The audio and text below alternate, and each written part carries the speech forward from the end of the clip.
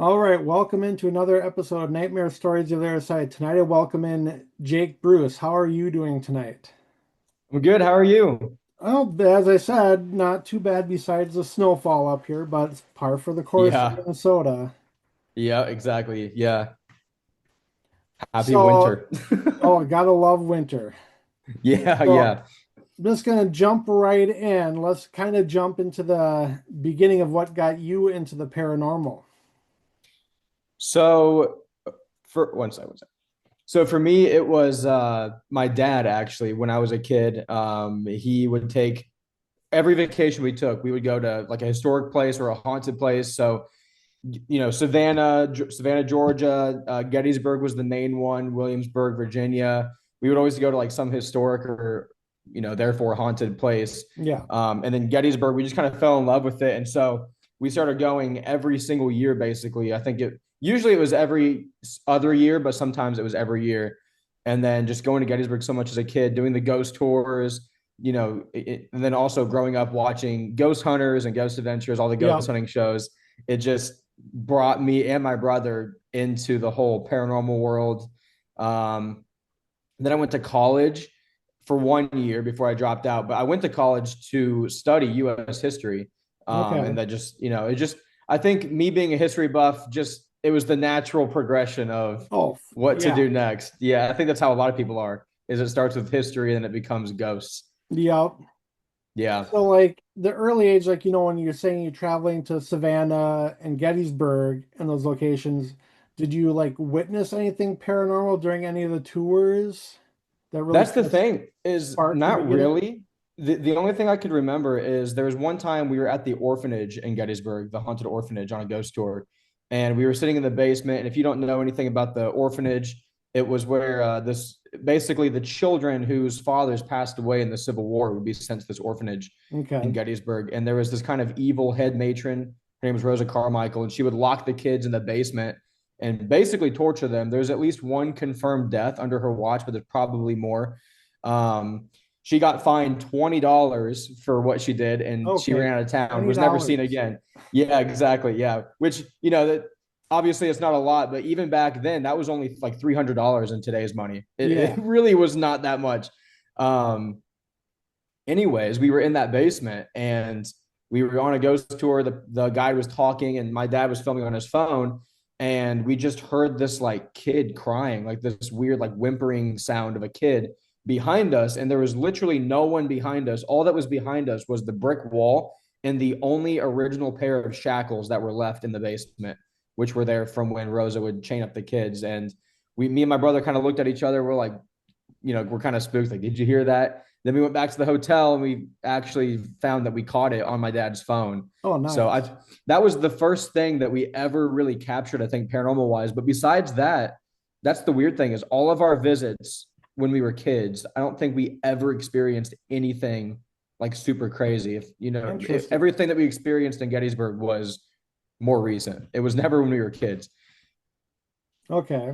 So So that yeah. kind of like goes into like another question I was like, so not going on the tours and stuff, but can you recall any unexplained events in your life that could have been paranormal or anything? Yeah, so that's the other thing is we grew up in a what we call the haunted house. My house was built in 1904, which we knew that for a long time. So it's old, but it's not overly old. It's kind of, I guess, average, I'd say, maybe slightly older than average. But my brother and I always had these weird things happened to us when we were kids, and my parents, I think they believed us, but they didn't want us to know that they believed us, so they would always like play it off. But Yeah. there was one time where we had a bunk bed and he was on the bunk below me, and I remember specifically waking up, and it sounds cheesy, but there was a thunderstorm. That's why I woke up because I used to be scared of storms. And my brother had this like little play farmhouse thing, and just randomly in the middle of the night, he was dead asleep on the bunk below me, and the thing started going off and making all the sounds of like the cows and the chickens, and it was just all going off by itself. And I remember just being so scared that I just like pulled the covers on my head, forced myself to go back to sleep. And then there was a bunch of like weird dreams we would have. We would have a bunch of like weird, almost out of body experience type dreams. And I remember one specifically where this old couple dressed in like 1900s, like really nice black suit, and the lady was wearing like a some sort of old dress type thing. And I remember them just like beckoning to me from they were standing downstairs. It just all felt so real, but obviously it was a dream. Yeah. So there's weird things like that, and then just weird vibes that we would get, just strange, like, oh, we don't like that room, and it was kind of agreed upon everybody that that room's weird. I would hear tapping on the walls, weird things like that. Um, then in 2018, I remember my dad sent me a text, and it was from the site newspapers.com, and he had found proof that a little girl died in our house in 1918, and she died of the flu. That was during the influenza pandemic in the Okay. 1918 to 1920. But what was interesting was the day that he sent that to me was literally 100 years to the day of her death. Oh, And that's awesome. it was just really weird that like the day that he found proof that the house really did have a death and it could be haunted by this little girl spirit, it was 100 years to the day. So yeah, growing up in that haunted house and then going on vacation at haunted places, it definitely drove us to do what we do now. Yeah, that's quite the story. So Yeah, when did you like officially, start ghost hunting and really get into it? I would say officially was 2021. That's when my brother and I started our channel together. Now he's doing his own thing. I'm doing my own thing. We have kind of separate platforms and such. But we started together with our channel Spirit Stalkers, which I can see I forgot to change my name. I don't know Yeah, if you can see my name. yep. That's our old channel name. But yeah, we started that in 2021. That's when we started like actually making videos and stuff for YouTube and for social media and actually like truly ghost hunting. But I would say it really started in like probably 2016, I believe. That's when, I guess that'd be 2016. That was my 15th or 16th birthday. I can't remember, but my dad gave me a spirit box. And then I remember going to different cemeteries, including the cemetery where that little girl was buried that died in my house. And I remember using the spirit box, and that was when I really started like actually ghost hunting, like Okay. myself. Would be, I guess, yeah, 2016, I suppose. Yeah. All right. So what would you say was like one of your biggest challenges in getting started, like in 2021 when really started to get things going? I think originally the original challenge was finding places. And I think that's what a lot of people, when they message me and they're like, hey, I'm starting a channel or I want to start ghost hunting, how do you find places? It always brings me back to like now it seems easy to me because I know a lot of owners and I know all the different locations. Yeah. And it's kind of like, like, okay, you book through Facebook or you call this person and get, whatever, you get your date picked out. But I remember back then it was really difficult. We didn't know what to do. We didn't know that there were so many places that you could book. It kind of seemed impossible because it was like, all the places we want to go were on Ghost Adventures or on TV. And it seems to you as like this random kid from Indiana, like, oh, we can't go there. Yeah. But then you start to realize, like, oh, okay, it's relatively accessible. The places aren't cheap, but it's relatively accessible. Yeah. So I think after that, I guess the next challenge would be kind of twofold. It was money because the places are not cheap, like I just No, they're said. not. And then secondly was learning how to be ourselves on camera because I think for a long time, since we grew up watching all the TV shows, we wanted to be like a TV show. So we were trying to be this like fake version of ourselves. And then it took so many years to just finally just be who we were, like not be afraid to be, funny or not be afraid to be scared on camera or like whatever. Like Yeah. I think for a while we were kind of putting on a front of like, oh yeah, we're big tough people and like we know what we're doing, and we had no idea what we were doing. So yeah, I guess it was finding locations and then learning to be ourselves was the kind of the main problems. Yeah, it's like when I started out, I actually went with a friend's team and he just invited me. I this was back in early 2024. I had no idea what I was getting into. Yeah, It's just like when yeah, we left there at like 2:30 in the morning, I'm like, God, when do I get to do this again? And then I got back to work and just kind of started looking at places in Iowa and didn't realize how big of a scope it actually was of like all these locations. Yeah. That's what I think we didn't realize either was we kind of thought it was all inaccessible.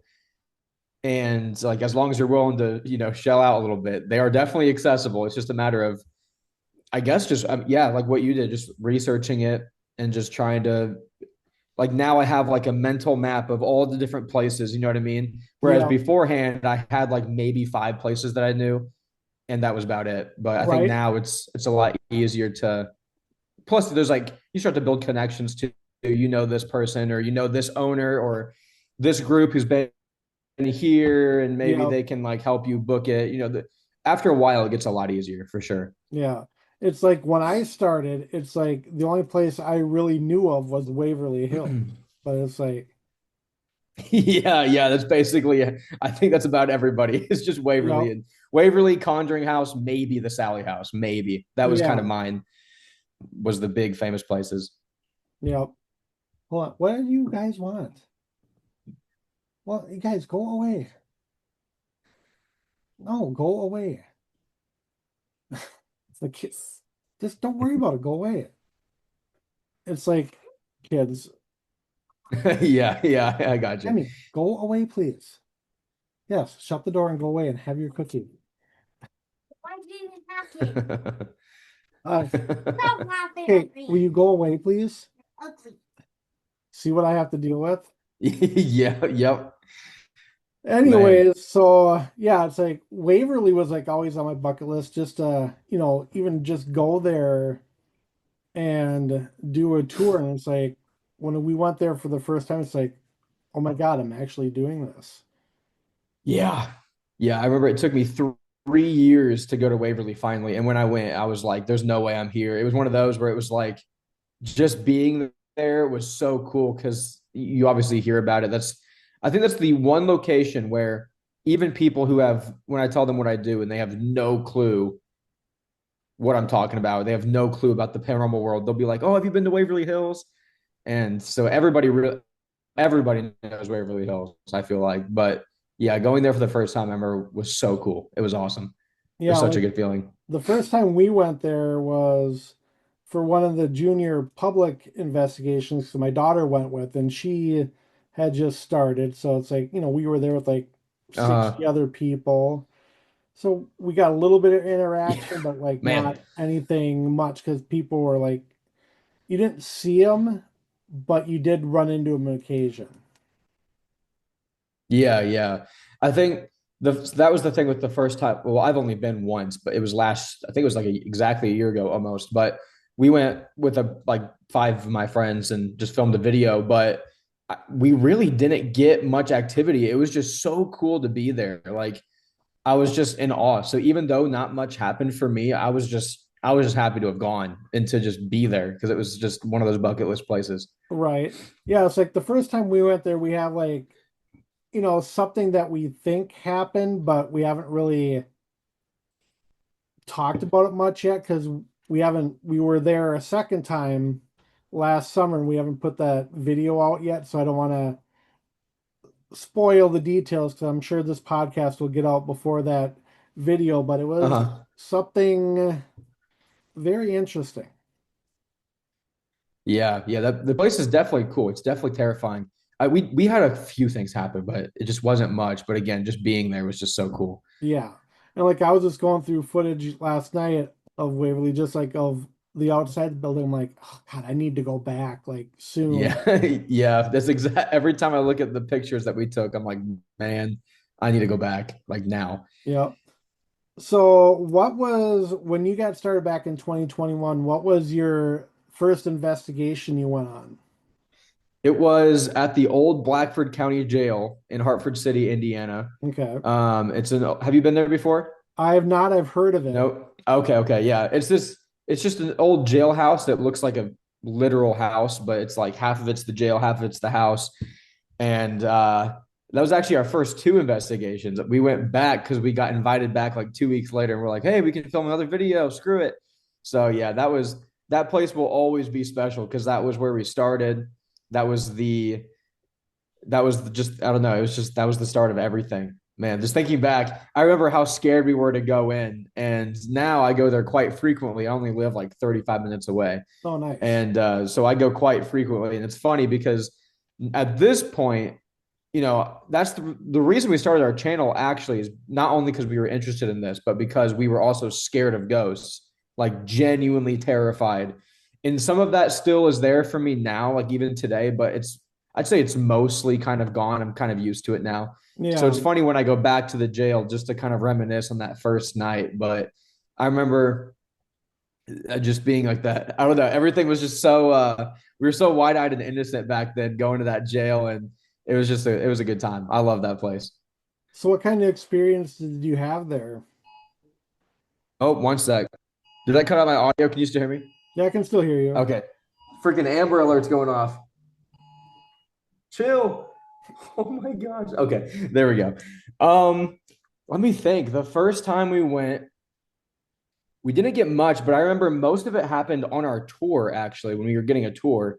One of my friends, Chris Ball, he was giving us a tour. And I remember we were heading up the stairs into the woman's cells, and we caught on camera and we heard out loud this like weird woman singing type thing. We thought it was somebody outside, but there was nobody there, obviously.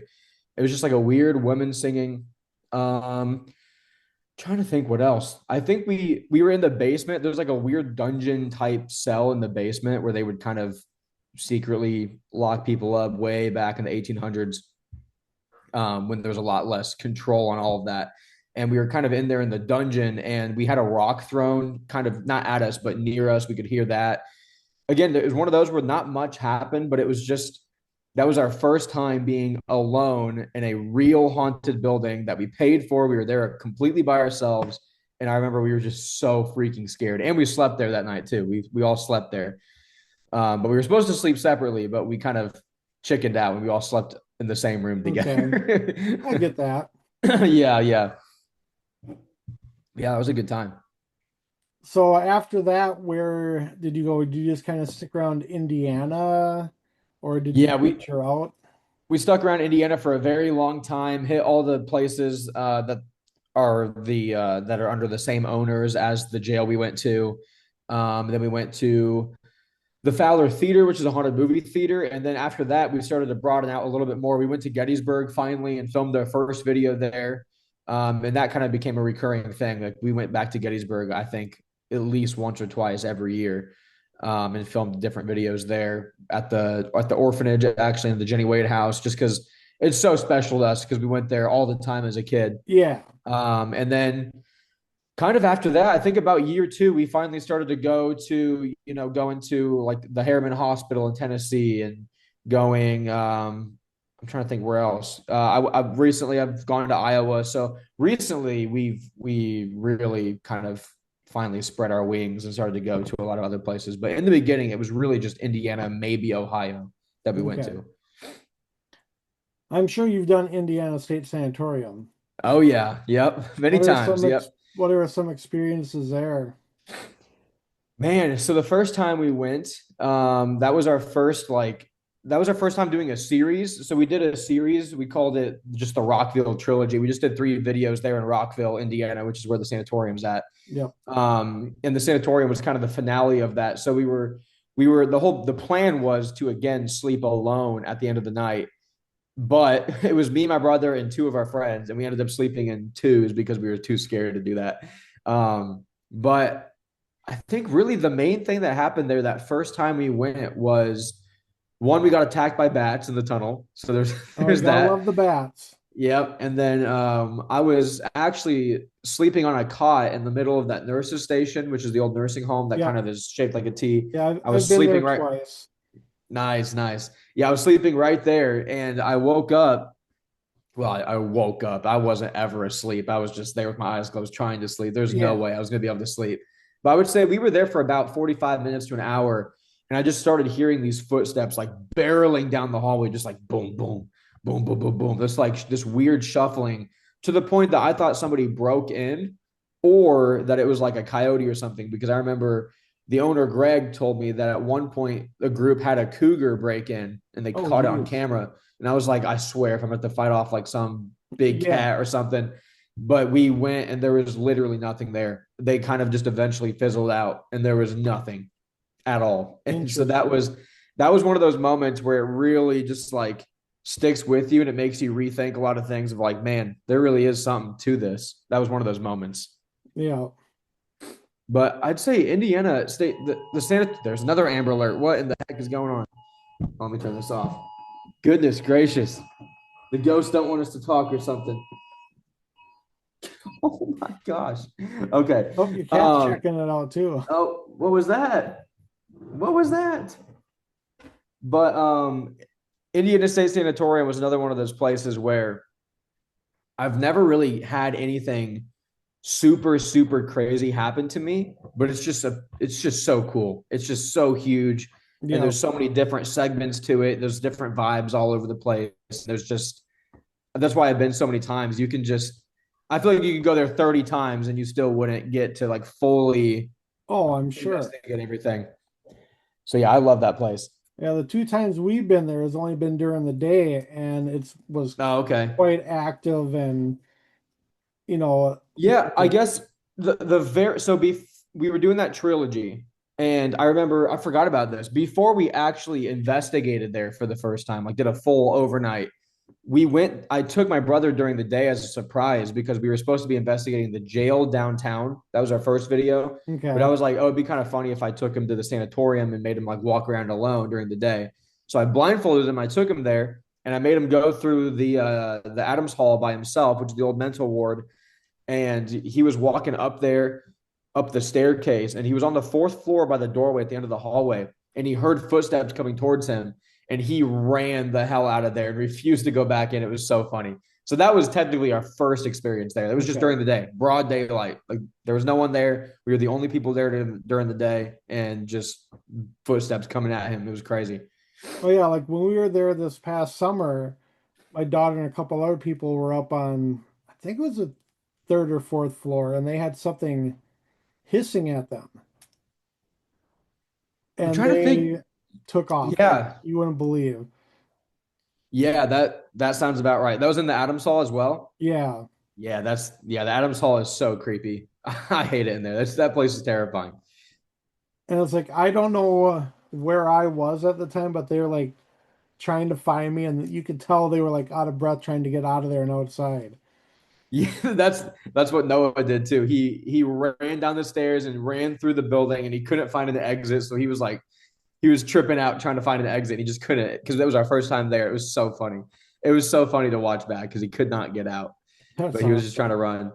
Yeah.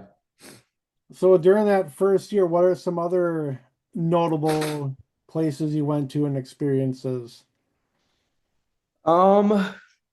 So another one was it was actually kind of not a throwaway video, but it was one where we weren't that excited to film it. We just kind of were like, oh, we'll do this. And it was the Huntington County Historical Museum, which is literally 3 minutes from where I lived for most of my life. It's from my parents' house. And my dad volunteers there because it's owned by the Historical Society and he's kind of involved with that because he's a history buff too. And so he, as an engineer, he's an electrical engineer. He kind of helps them with like their internet and all the cameras, systems, and everything. And this was actually about 4 or 5 months before we started the channel officially. So this would have been like April 2021. He sent me a text randomly, like at 3 p.m. on a Tuesday, I believe. And he was like, you need to watch this video. And what happened was he got an alert on his phone that one of the cameras detected motion, which has never happened before. And he was actually in the building at the time, or he, no, sorry, he was at my house and it detected motion. So he went to the museum to check it out, didn't see anything. So he looks on the camera and catches in broad daylight on one of the security cameras a full bodied apparition. Oh, nice. What like the clearest apparition I have ever seen in my life. It took me probably a year and a half to believe him that he didn't fake it because it was that clear. Like it's crazy. Wow. But there's obviously no way he could have ever put that like I don't even know what you do, Photoshop it. Like there's no way. It's Yeah. just too real.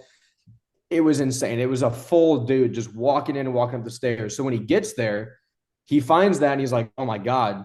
And so he's trying to like figure it out, recreate it, can't figure it out, goes back into the back office of the museum It happens a second time, the same figure, but walking in a different kind of direction. The first one went all the way up these. So there's a doorway and then stairs. The first one went all the way up and all the way back. The second one kind of comes in and goes back like that. And so I think that was one of the moments when he sent me that me and my brother kind of really started thinking like, man, we need to start a channel. So a year later, we finally, in that first year, this would have been 2022 now, probably April 2022, Okay. we filmed at that museum. And I think that was the first time I'd ever been truly terrified, which is crazy because we really did not expect much from the place. Because, like, that's the place that we go on school field trips around here, and like people Okay. go, and it's one of those places where you just kind of know it so well. It's like, no, it can't be that haunted, even though my dad did capture the shadow figure. But I caught hissing twice on camera that night, like loud hissing, not like echoing in the building Yeah. hissing. Um, we had clear footsteps walking. So there's like a balcony in one of the big museum rooms. There's like a second floor balcony, clear footsteps walking up there.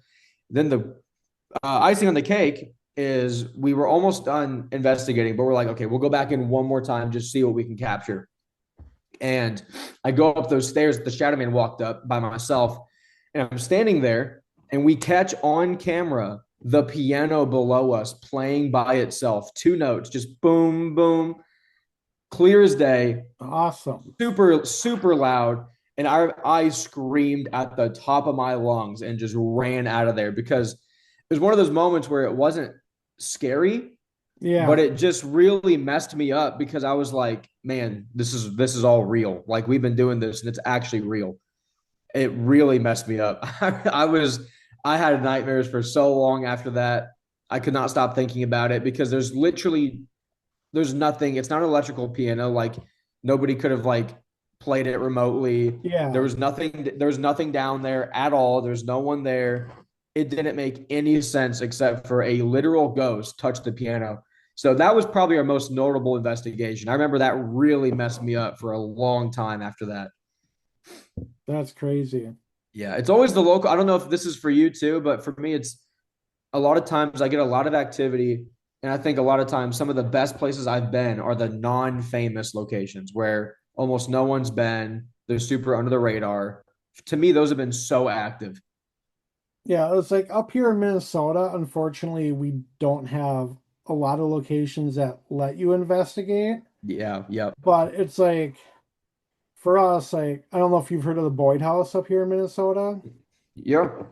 So That's a bucket list. I want to go there. we've been there twice. We were supposed to go there for the third time right after Thanksgiving. That's the investigation. We had to push back a little bit, but that's the only place that because of my daughter, we've been run out of twice. Really? So like the first time we went there was, God, when was that? I want to say it was August of 2024, maybe. This is before we were just kind of started getting into it.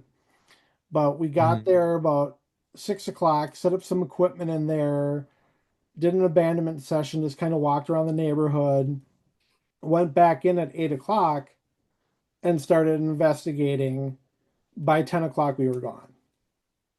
That's crazy. So like That's crazy. she wasn't feeling that great, her stomach hurt.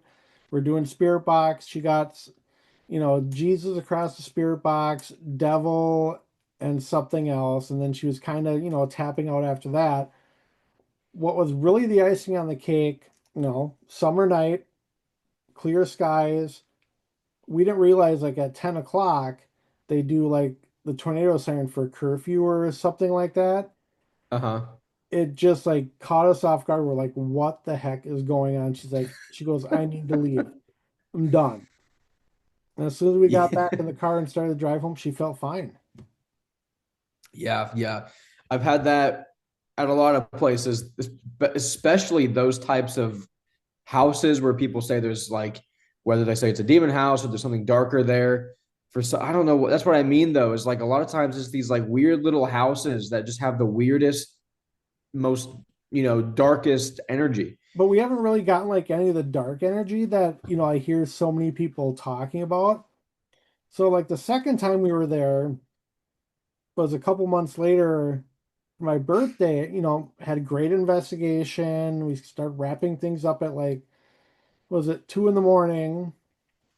And our friends from Nebraska, they went upstairs to sleep in the room, and my daughter and I decided to lay on the recliners. 2:30 in the morning, and she was still awake. She reached over me. She goes, "I want to go home because I can't sleep. I don't want to be here." And there's been reports there of like a spirit cat, and like when she was reaching over me, I kid you not, I heard something running around on the floors upstairs, like it was a cat chasing a toy or something. Uh-huh. I go, I'm not even going up there to look and see what that is. Let's get the heck out of here. Yeah.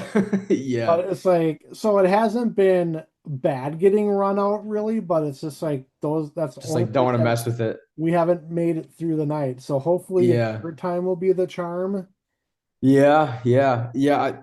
The have you been to the Monroe House We have not. by chance? So the Monroe House supposedly has a ghost cat too. And there was one time, it's funny because you talk about the tornado siren. I've been there. I'm actually going there tomorrow. I go there all the time. It's such an awesome place, and there's the owners are so great. It's just all perfect. It's amazing. But I was there one time with my friend Clayton during a tornado warning, like a literal tornado warning. Tornado sirens are going off. Radar was saying there was a tornado coming. In fact, there was one at touchdown just north of the town. But we were like kind of outside filming the clouds, like trying to see it, you know what I mean? And Yeah, eventually it started pouring and just went all crazy with the wind. So we ran inside and I saw out of the corner of my eye a cat run into the house, but obviously I look and there's nothing there. And then two other times that night, I saw a black cat and there was nothing there. So even in my apartment that I'm in right now, we've seen, like I know Spooky, like he's got white on him, but we've seen a pure white cat out of the corner of my eye, myself and my girlfriend crazy. Alexa. So I believe in spirit cat or ghost cats, 100%. Oh, for sure. 100%. Yeah. Look, it kind of goes back to like back in June. What's it, June? When we were at Post Town Elementary. We had just gotten there and kind of did the tour, and we got our gear in, and a storm was rolling in.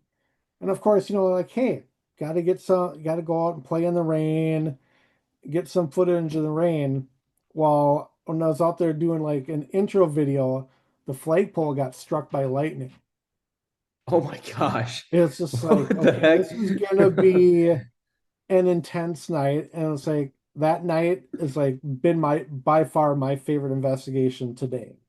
Yeah, Post But Town is so cool. I love but Post then Town. like I think it was 2 or 3 in the morning, a couple of us were up on the top floor, and we saw a black cat running around the hallways, but we don't know if it was a real cat or a spirit cat because we never saw it again. Yeah. Didn't see it the next morning, which, there's a lot of places to hide in there, but it's just like, why is there a cat in here? And how did it get Yeah. in? Yeah, exactly. Exactly. But yeah, so Post Town's definitely a great location. Yes, it is. I completely agree with that. Yeah, I love Post Town. I love it. So for like choosing locations that you want to investigate, like how do you go about choosing them? Is like, is it more so the history or hearing what other people have experienced? I think it's like I don't even really know. That's a really good question. I think it started off as like, okay, I want to go to some of the places that like we've seen on TV or on this YouTube channel or whatever, like just to say we've been there too. And so um but it's interesting too because that first year we didn't go to a lot of. I'd say at the beginning it was mostly where can we get in that's not going to destroy us financially, and True. that's close. And Noah was in school at the time, and I was working full time when we first started, so obviously there's a lot more that goes into it. But now, um, I think it's mostly since I'm a YouTuber and I make content, obviously, if I can tell a good story, if a place has a really good story, then I'm all about it. I want to go, I want to investigate it. So I'd say it's a mix of can I tell a good story there? And then the second part would be like, is it a bucket list place for me? There's so many Yeah. places that obviously I want to go, Nevada State Prison, St. Augustine Lighthouse, Goldfield Hotel, Nevada City, or Virginia City, sorry, Virginia City, Nevada. So many different places. And so I think that's probably the first part. And then I kind of funnel it down from there. Like, where can I tell a solid story at? So I think that's kind of the two ways that I look at it now. Okay. Yeah. So kind of just touching on the bucket list locations, what would you say would be your top three? Oh man, top three right now. It changes occasionally, but I think Same here. St. Augustine Lighthouse has been up there for so long, and I really don't know why. I think it's because my grandpa, who passed away like I think 10, well 12 years ago at this point. He was like, a I guess an idol of mine, an inspiration to me. And him and my grandma loved lighthouses, so we would always go to these lighthouses in Michigan. I think that's maybe why I want to go so bad. Um, but I don't know. St. Augustine Lighthouse has just always been on there. So definitely St. Augustine. Man, where else? I guess Alcatraz is a big one. I That's hear my that all brother's. the time. That's my brother's number one. He's begging me. He's like, "We got to figure out how to do it, man." I know how to get there. It's just a matter of The it's money. the money, and it's really difficult because they have to screen you and everything. It's crazy. If you want it to yourself, it's just really hard. Yeah. But I think because of just how iconic it is, like that's obviously got to be on the list. And then third, right now, man, where do I want to go? I guess Virginia or not Virginia. I'd say Nevada State Prison probably is the third one. It's been on my mind so much these last few months, and I have no idea why, but I just want to go so bad. Moundsville is another one. That's probably up there. I've never been to a prison to Yeah, neither investigate. have I. I've been to Ohio State Reformatory, but it was just to like tour it during the day. But Okay. I've never been to a prison to investigate because they're all so pricey. They're Right. expensive. And then it's like prisons on our list to investigate, but not just the money aspect, but it's like an age thing. It's like my daughter that investigates with me, she's only 12. So the Gotcha. prisons, you have to Wow. be 18. Yep. Yeah, when we first started in 2021, my brother was only 16. So there was a few places where we couldn't go, but there was also a few places where we kind of were able to sweet talk him. That was like, hey, listen, he's 16, 17, whatever he was. I'm like, he's this close.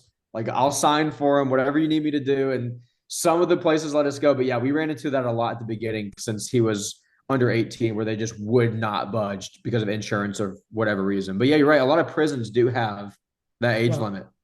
But yeah, like for booking all the places that we've been, it's like have not had any issues, obviously besides the prisons, which I haven't even looked into those because I just automatically know going on the websites it's 18 plus. But Yeah, yeah.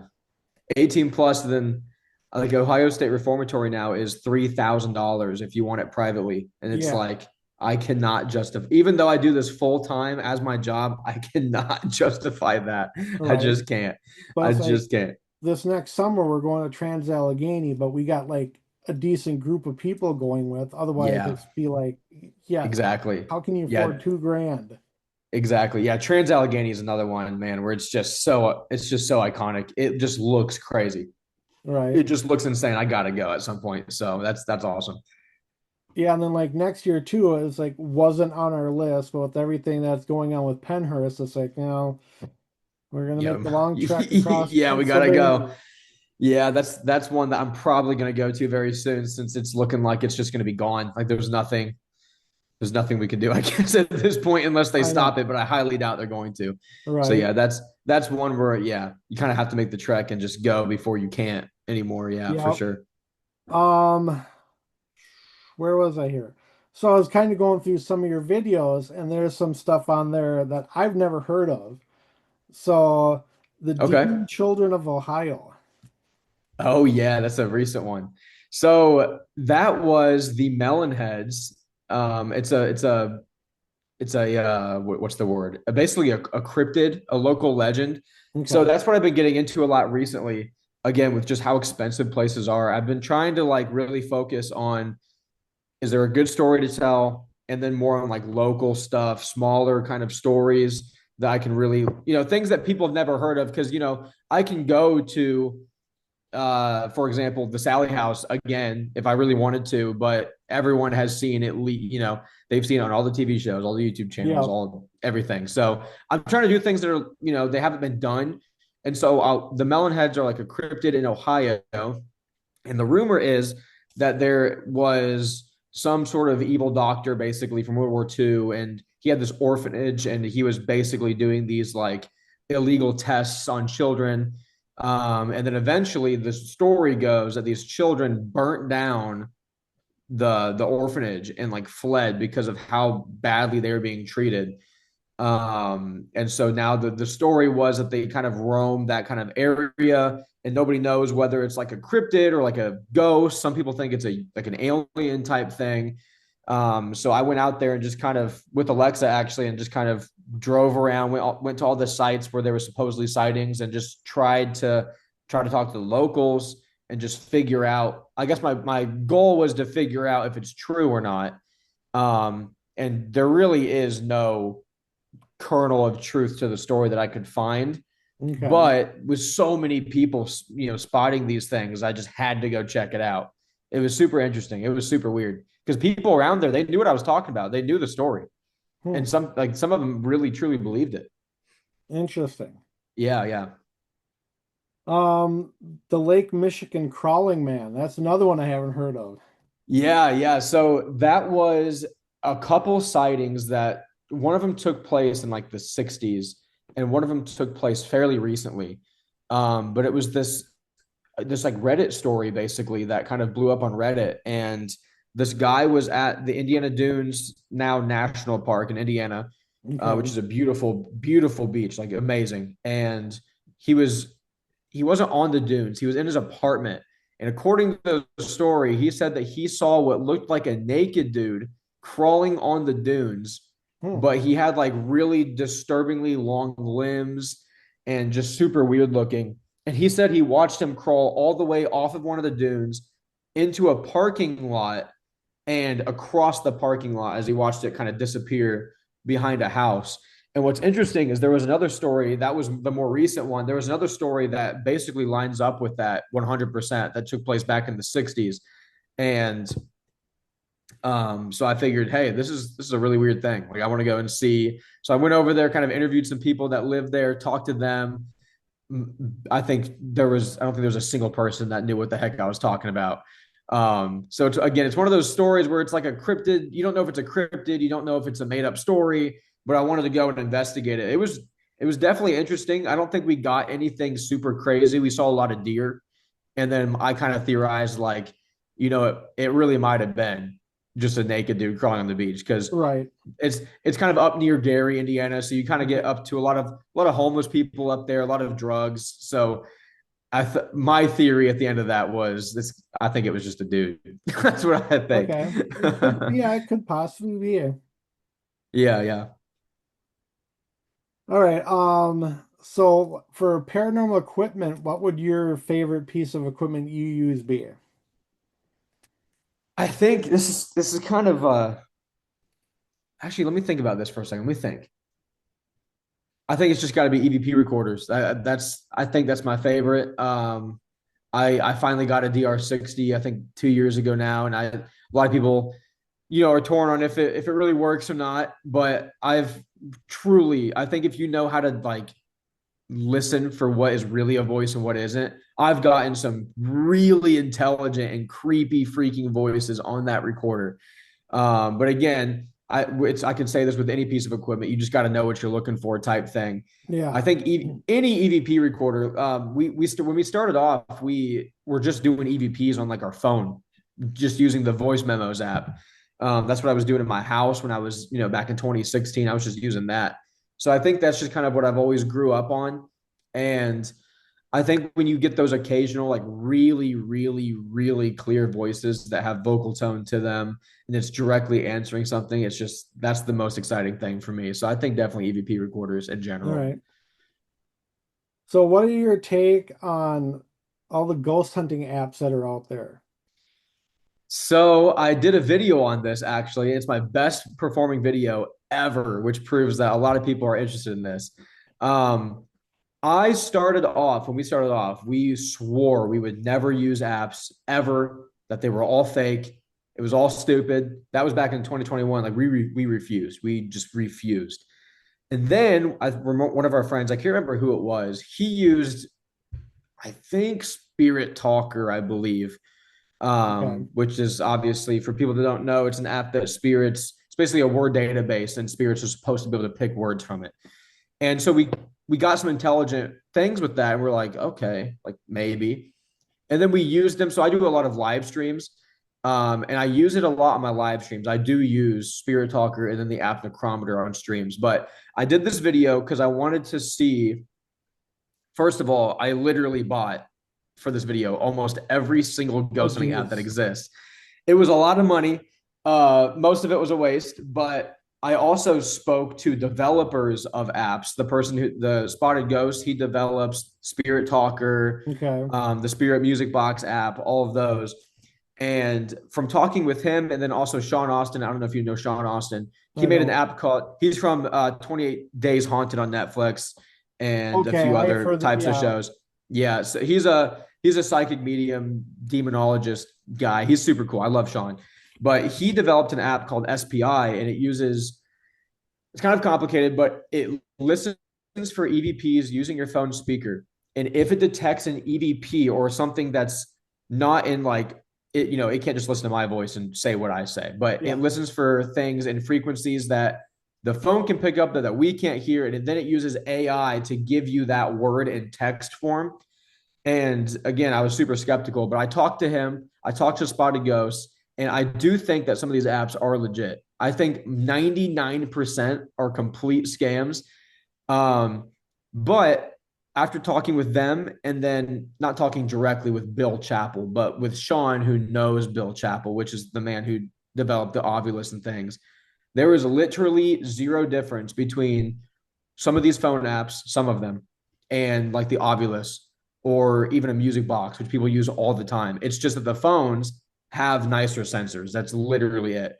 But again, obviously, it's with everything. You got to know what you're looking for. So I yeah. think, I think definitely the SPI app, which is Sean Austin's, is legit. You just got to know what you're looking for. And then I think Spirit Talker as well, which I always crapped on Spirit Talker for so many years.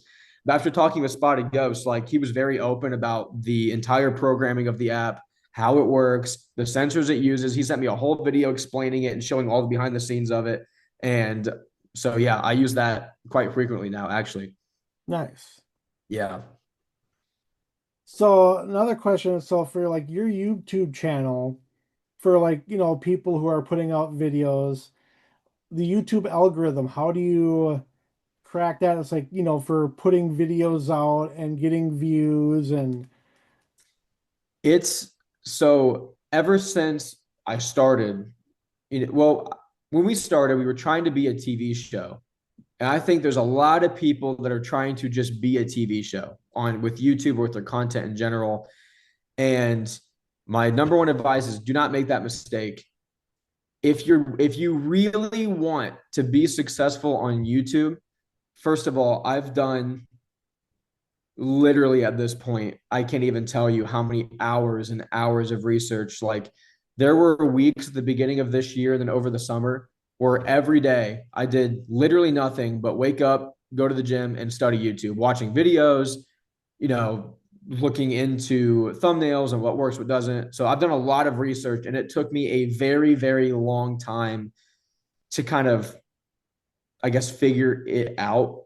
But then even now, I still don't feel like I have it figured out, but I definitely have more of a grip on it than I used to. I'm trying to think of a few ways to simplify it. The title of your video and the thumbnail are the most important, like the by far. I remember I had a group of friends when we first started, and we were all making the same thumbnails. They were kind of hard to see what's going on, kind of poopy. They weren't the best. And I remember we switched it up a little bit and we started making thumbnails that were a little bit more intriguing. Like, and guess what? Our click through rate, which is how often people click on your video versus others, it went way up. And we actually lost a lot of friends because they were like, "Oh, you're fake now." And we're like, "No, we're literally not. We're just making better thumbnails to make it to where people actually want to watch our video." Because the thing that you have to realize is if people don't click on it, then there's literally no point to you even making your video because nobody's going to watch it. So it's just so important that your thumbnail is very simple, very clear, and your title is also very simple and clear and gets the point across without being too much. The other thing is don't be tempted to clickbait or just straight up lie, because if you lie and people watch your video and what you say in the title, if you say like we stayed overnight in the most demonic house in America or whatever, Then there's and you nothing don't, demonic. yeah, there's nothing that's truly demonic, or you didn't actually stay the night, then people aren't going to watch you again because they're like, what the hell? I didn't get out of this video what you said in the title. So it's a very hard line to walk in terms of making your title and thumbnail intriguing as possible without lying. Like you don't want to lie. You want to make sure that Yeah. whatever you say is what happens. Last thing I'll say is, and this is the biggest, I think this might be even more important than the thumbnail and title, is coming up with ideas that are different than every other person, because so many people, even friends of mine, they're all posting basically the same video in different fonts. It starts with a big long history segment, and then it's a big long investigation, and then there's a big long outro. You don't want to just copy and paste everyone else's format and just do the same, because think like every YouTube video that you see that's ghost hunting, I would say 90% of them are just overnight in this place, our terrifying experience here. And I think people are kind of sick of that. And that's what happened with my app video that I did. Was I was like, okay, I could have titled that video because I filmed that at the Pine Lawn Manor, which is a nursing home in Yeah, Illinois. I've heard of it. I could have just titled that video, terrifying encounter at the Pine Lawn Manor nursing home, but I didn't. I titled the video and based it around the fact that I bought every single ghost hunting app and tested them, which is a unique idea. I told it in a good story. And just that little tweak of, instead of titling it something about, what everyone else says, I made it about the apps themselves. It made that video blow up. It's my best performing video ever. And I'm using that video as the basis for things that I'm doing now. And I think Okay.